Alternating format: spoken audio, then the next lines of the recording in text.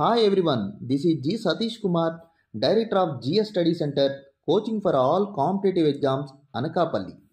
TET మరియు డిఎస్సికి సంబంధించి ఈరోజు మనం ఇండివిజువల్ డిఫరెన్సెస్ అనే చాప్టర్ నుంచి టైప్స్ ఆఫ్ ఇండివిజువల్ డిఫరెన్సెస్ అనే కాన్సెప్ట్ను నేర్చుకుందాం.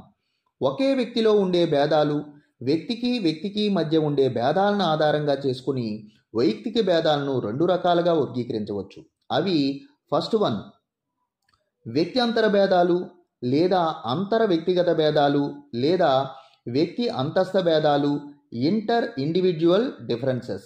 సెకండ్ వన్ వ్యక్తి అంతర్గత భేదాలు, వ్యక్తి అంతర భేదాలు లేదా అంతస్థ వ్యక్తిగత భేదాలు లేదా అంతః వ్యక్తిగత భేదాలు, ఇంట్రా ఇండివిజువల్ డిఫరెన్సెస్.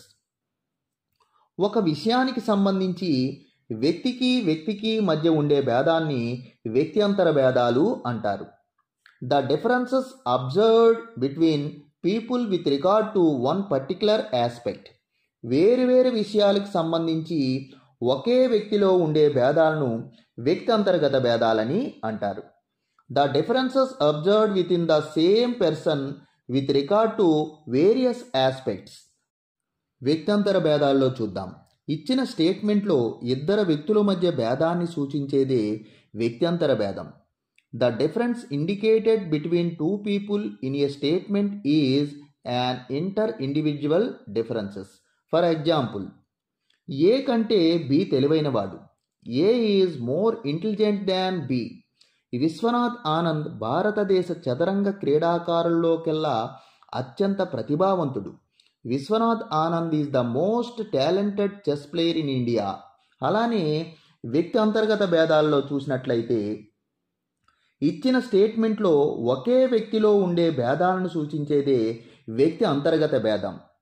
ఏకు తెలుగులో ఎక్కువ మార్కులు వస్తాయి కానీ ఇంగ్లీష్లో రావు.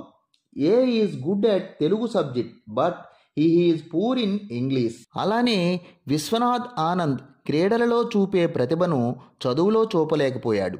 Vishwanath Anand who excelled in sports could not succeed in studies.